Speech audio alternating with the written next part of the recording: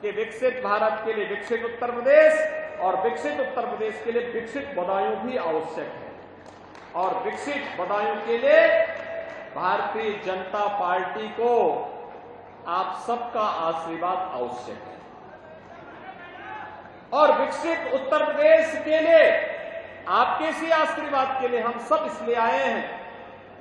आपने मोदी जी के 10 वर्ष के कार्यकाल को देखा है, बदलते हुए भारत को देखा है।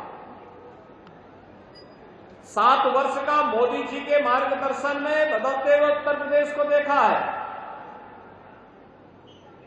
यही देश था 2014 के पहले क्या स्थितियां थी। दुनिया में भारत का सम्मान नहीं रह गया था।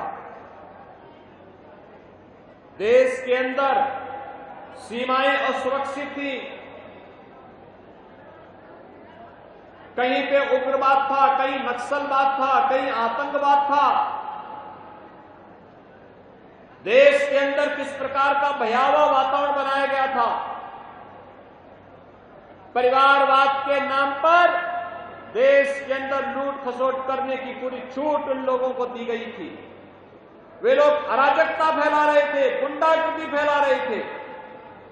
देश की राजनीति को अपनी बपौती समझ करके भारत की भावनाओं के साथ खिलवाड़ कर रहे थे। गरीबों के हकों पर डकैती डाली जा रही थी। उपद्रवियों को प्रश्रय दिया जाता था। कि विकसित भारत के लिए विकसित उत्तर प्रदेश और विकसित उत्तर प्रदेश के लिए विकसित बदायूं भी आवश्यक है।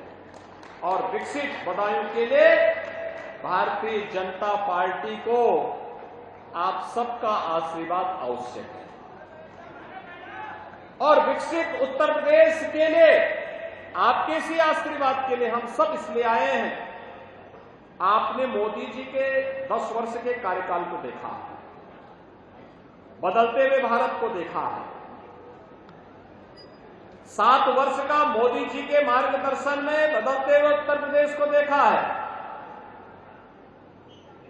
यही देश था 2014 के पहले क्या स्थितियां थी। दुनिया में भारत का सम्मान नहीं रह गया था।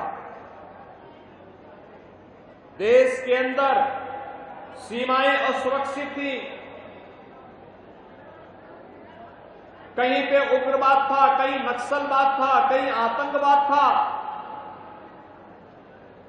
देश के अंदर किस प्रकार का भयावह वातावरण बनाया गया था।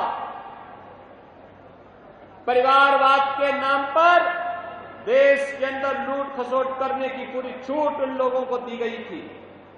वे लोग अराजकता फैला रहे थे, गुंडागर्दी फैला रहे थे। देश की राजनीति को अपनी बपौती समझ करके भारत की भावनाओं के साथ खिलवाड़ कर रहे थे। गरीबों के हकों पर डकैती डाली जा रही थी। उपद्रवियों को प्रश्रय दिया जाता था।